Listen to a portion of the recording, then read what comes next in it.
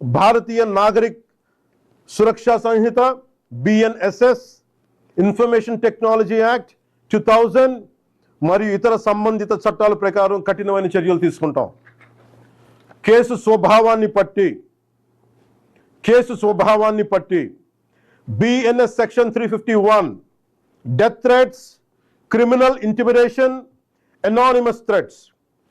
BNS section 352 ఉద్దేశపూర్వక అవమానాలు, గొడవలకు ప్రేరేపించే వ్యాఖ్యలు.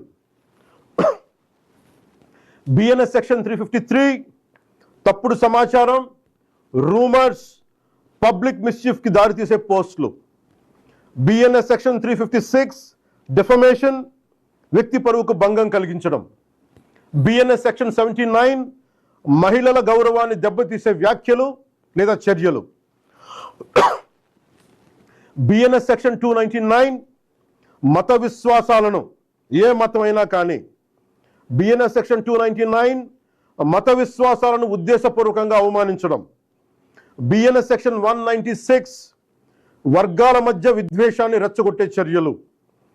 Information technology act sections 66C and 66D fake accounts, identity theft, online impersonation.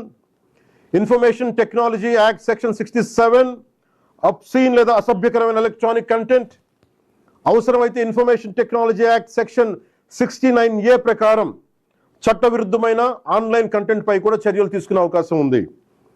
ఈ వ్యవస్థని మరింత బలోపేతం చేయడానికి ప్రత్యేక టాస్క్ ఫోర్స్ని ఏర్పాటు చేస్తున్నాం. సైబర్ క్రైమ్ పోలీస్ మరియు ఇతర లా ఎన్ఫోర్స్మెంట్ ఏజెన్సీస్తో కలిసి పనిచేస్తూ సోషల్ మీడియాలో జరిగే నేరాలపై చాలా వేగంగా చర్యలు తీసుకుంటాం. ప్రతి పౌరుడికి నేను విజ్ఞప్తి చేస్తున్నాను, ఫేక్ అకౌంట్స్, డెత్ థ్రెట్స్, మహిళలపై అసభ్యకర పోస్టులు, మతాలను అవమానించే పోస్టులు, ఆర్గనైజ్డ్ మిస్ఇన్ఫర్మేషన్ లేదా చట్టవిరుద్ధమైన కంటెంట్ కనిపిస్తే దయచేసి దాన్ని ఫార్వర్డ్ చేయకండి, ప్రమోట్ చేయకండి.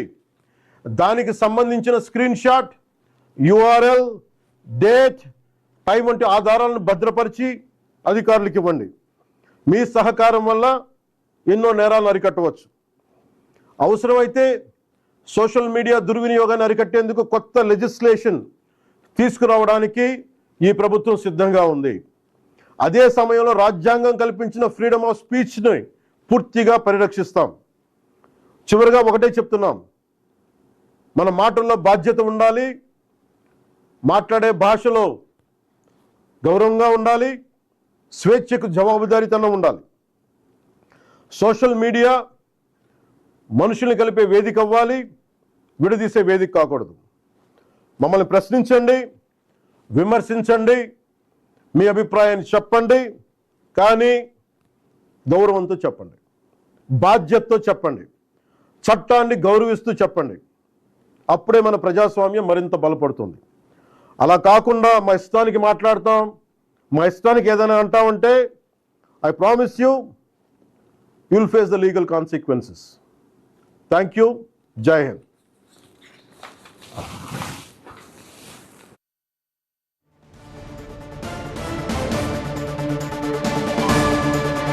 ఇప్పటిదాకా చూసాం AP deputy CM Pawan Kalyan మాట్లాడారు మీడియాతో. మమ్మల్ని ప్రశ్నించండి, అడగండి, ఏమైనా సూచించండి, కానీ అడిగినా, విమర్శించినా, ప్రశ్నించినా బాధ్యతగా, గౌరవంగా మాట్లాడండి. ఫ్రీడమ్ ఆఫ్ స్పీచ్ని దెబ్బతీయకండి, ఎవరిని వేధించకండి, బూతులు మాట్లాడకండి. ఖచ్చితంగా అలా కాదు, మాట వినమనంటే చట్టపరమైన చర్యలు ఖచ్చితంగా ఉంటాయని చెప్తున్నారు డిప్యూటీ సీఎం. అదేవిధంగా సోషల్ మీడియా ఈ మధ్యన పెచ్చివీరిపోతున్నారు. చాలామంది ఫ్రీడమ్ ఆఫ్ స్పీచ్ని దుర్వినియోగం చేస్తున్నారు, ఎంతోమందిని ఇబ్బందులు పెడుతున్నారు, ప్రభుత్వాన్నే కాదు. సో ప్రజలందరికీ కూడా చెప్తున్నాను, ఎవరినైనా వేధిస్తే, హెరాస్ చేస్తే, ఇబ్బందులు పెడితే మాటల ద్వారా కానీ, మెసేజ్ల ద్వారా కానీ ఖచ్చితంగా దాని స్క్రీన్ షాట్ అయినా సరే URL అని తీసి సంబంధిత అధికారులకు పెట్టండి. ఖచ్చితంగా ఇప్పటి నుంచి చాలా సీరియస్గా ఫోకస్ ఉంటుంది. కావాలంటే సోషల్ మీడియాలో జరిగే దుర్వినియోగం పట్ల కొత్త చట్టాన్నైనా తీసుకొని వస్తాం, ఖచ్చితమైన చర్యలు తీసుకుంటాం.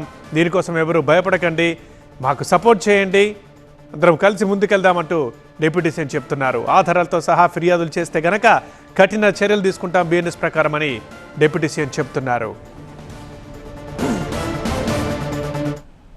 హక్కులను